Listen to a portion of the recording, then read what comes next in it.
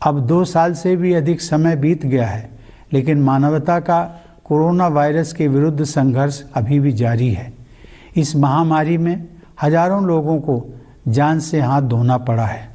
पूरे विश्व की अर्थव्यवस्था पर आघात हुआ है। विश्व समुदाय को अभूतपूर्व विपदा का सामना करना पड़ा है। नित नए रूपों में यह वायरस नए संकट प्रस्तुत करता रहा है।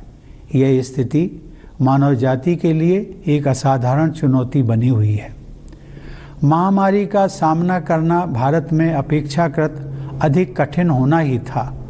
हमारे देश में जनसंख्या का घनत्व बहुत ज़्यादा है और विकासशील अर्थव्यवस्था होने के नाते हमारे पास इस अदृश्य शत्रु से लड़ने के लिए उपयुक्त स्तर पर बुनियादी ढांचा तथा आवश्यक संसाधन पर्याप्त मात्रा में उपलब्ध नहीं थे। लेकिन ऐसे कठिन समय में ही किसी राष्ट्र की संघर्ष करने की क्षमता निखरती है।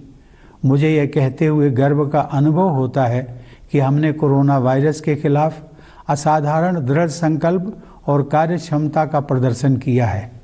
पहले वर्ष के दौरान ही हमने स्वास्थ्य सेवा के बुनियादी ढांचे को विस्तृत तथा मजबूत बनाया और दूसरे देशों की मदद के लिए भी आगे बढ़े।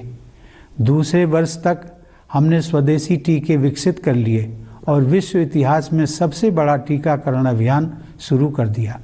यह अभियान तेज गति से आगे बढ़ रहा है। हमने अनेक देशों को वैक्सीन तथा चिकित्सा संबंधी अन्य सुविधाएं प्रदान कराई हैं। भारत के इस योगदान की वैश्विक संगठनों ने सराहना की है। दुर्भाग्य से संकट की स्थितियां आती रही हैं, क्योंकि वायरस अपने बदलते स्वरूपों में वापसी करता रहा है। अनगिनत परिवार भयानक विपदा के दौर से गुजरे हैं। हमारी सामूहिक पीड़ा को व्यक्त करने के लिए मेरे पास शब्द नहीं हैं, लेकिन एकमात्र सांत्वना इस बात की है कि बहुत से लोगों की जान बचाई जा सकी है।